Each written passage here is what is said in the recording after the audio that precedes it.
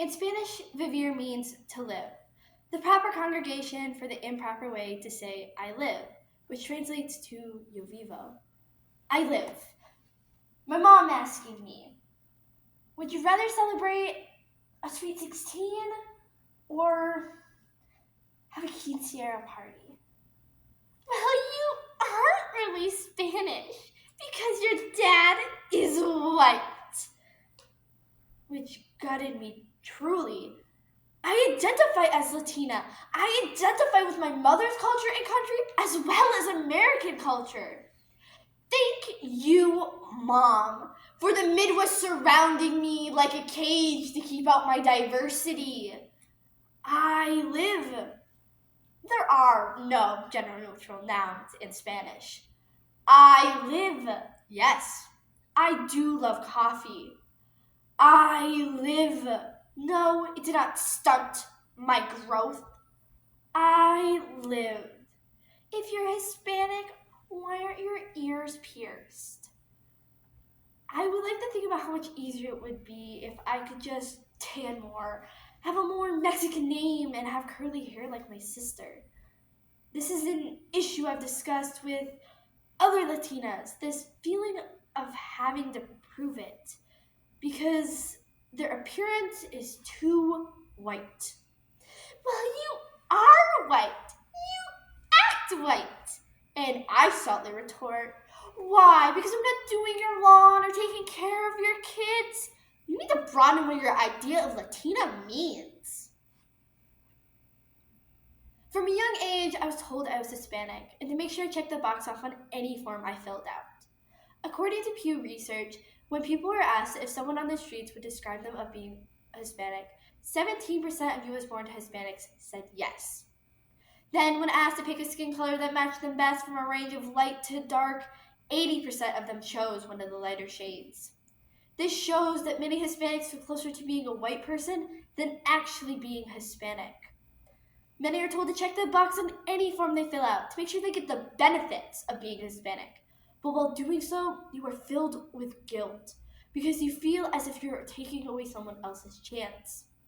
I have always loved the flamingo skirts that the Mexican dancers wear, but I'm worried that if I put one on, it will feel like a costume. With the poetry White Mom by Iris Mer, Passing by Unknown, I Live Yo Vivo by Tori Donaci, with the stories The Struggles of a White Passing Latina by Gabriela Riveras, and Racial Imposter Syndrome by Leah Denali. A program. Because your skin color does not determine your heritage. I live. Being subject to racism hidden in a joke, hidden in a remark about how pale I am, hidden behind a judgmental look, hidden behind a laugh, a pity shrug, a fetishized assumption. Being passing means passing as a white person, usually without others noticing your ethnic background. Growing up white passing meant peers questioned you before and after you would tell them, I'm Mexican. Thank you, Mom, for my English language, my pale skin, and my German roots. It was difficult for myself to imagine an ethnicity with a wide variety of shades because I felt I didn't fit into the same category as a person of color. Through these experiences, being white passing made me insecure in who I was. I am not enough that I should stay on the white side of the identity line. I asked the class, was I passing when I was just sitting here before I told you? Thank you, Mom, for making me have access to white privilege that I will always have, but never quite appreciate for the sake of a Hispanic surname. Despite feeling excluded from my culture at times, it is important to admit the privilege that comes with being white passing. Since I look white, I will never be followed or under suspicion in a store that I might be stealing. I am seen as less deviant and more desirable to men. I live. Whoa! You and your brother look nothing alike. You're so white. I live as the yes. I do have a friend with a similar skin complexion to mine, and yes, he is Hispanic. She keeps examining my face and then turning away. It's as if she'll hope I'll disappear. Why pursue passing is based on what I'm leaving out and not what she's filling in. Who, for whatever fucking reason, won't handle traditionally spicy foods. With the belief Latinos all have darker skin, it is hard to imagine a person with paler skin or lighter hair. Phrases such as, "What are you?" or "Where are you from?" are common for anyone white passing to hear. Thank you, Mom, for making me constantly forget my biracial truth to be seen as, to simply be authentically me. I live as the white boy in Spanish class asking, "When will I need this in real life?" As a youth, this hurt me because it became harder to separate who I really was and who society told me I was. But for those of us who've been called gringos, the category person of color is an odd fit. Who, for whatever fucking reason, has only ever had white wives?